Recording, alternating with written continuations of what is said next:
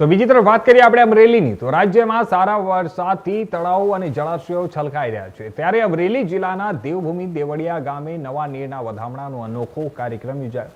રાજ્યના ઉર્જા મંત્રી કૌશિક વેકરિયા ટ્રેક્ટર ચલાવી તળાવ સુધી પહોંચ્યા અને ખેડૂતો સાથે નવા નીરના વધામણા કર્યા।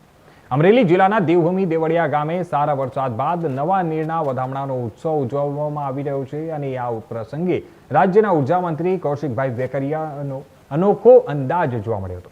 કૌશિક વેકરિયાએ ટ્રેક્ટર ચલાવી ગામના તળાવ સુધી પહોંચીને નવા નીરના વધામણામાં ભાગ લીધો હતો અને ત્યારે રાજ્ય સરકાર અને કેન્દ્ર સરકારની વિવિધ યોજનાઓ હેઠળ ગામમાં તળાવના નિર્માણ અને જળ સંચયની કામગીરી કરવામાં આવી હતી। અવિરત વરસાદના કારણે તળાવ છલકાતા ગામમાં ખુશીનો માહોલ જોવા મળ્યો હતો।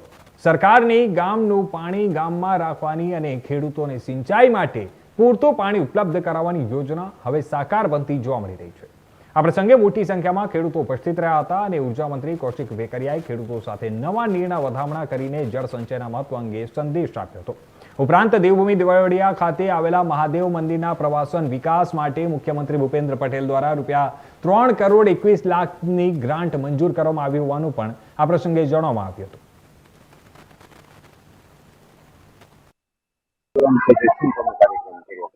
પ્રથમ તો ફરી મારે રાજ્ય સરકારને સવિશેષ અભિનંદન આપવા છે કે અમરેલી તાલુકાનું દેવળિયા ગામ, ત્યાં દેવાદિદેવ મહાદેવ ત્યાં બિરાજે છે।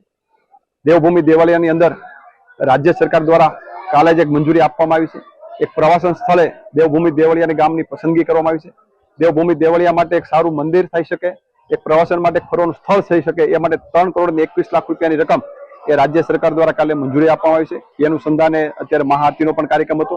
સાથોસાથ મારે રાજ્યના મુખ્યમંત્રી અને નાયબ મુખ્યમંત્રીનો એ માટે આભાર માનવો પડે કે જે રીતે અમરેલી જિલ્લામાં અમરેલી વિધાનસભાની અંદર જે ખેડૂતો માટેનો કાયમિક પ્રશ્ન હતો કે તળના પાણી, જે વરસાદી પાણી આવે તળમાં સારી રીતે સંગ્રહ કરી શકાય, એ પ્રકારે કાયમિક માટે નરેન્દ્રભાઈ મોદીનો પણ સંકલ્પ હોય કે આપણા ઘરના પાણી ઘરમાં, એ રીતેનું કાયમિક જે માટે જે નરેન્દ્રભાઈ મોદી સાહેબ જે રીતે અપીલ કરતા હોય એ પ્રકારે અમરેલી જિલ્લાની અંદર ખૂબ મોટા પ્રમાણની અંદર તળાવોની કામગીરી થઈ છે। આજે તળાવો કુદરતની કૃપાના કારણે જે રીતે વરુણદેવ રીજા એમના કારણે આજે તમામ તળાવો ભરાઈ ગયા છે અને સાથોસાથ નીરના વધામણાનો પણ આજે કાર્યક્રમ રાખવામાં આવ્યો છે। મોટી સંખ્યામાં ખેડૂત ભાઈઓ પણ આમાં સાથે જોડાણા છે, જેથી કરીને આખા અમરેલી વિધાનસભા અમરેલી જિલ્લામાં જે તળાવની કામગીરી થઈ છે એમાં ખેડૂતો અને લોકો ખૂબ રાજીપો વ્યક્ત સરકાર માટે કરી રહ્યા છે। એ બદલ હું સરકારને સવિશેષ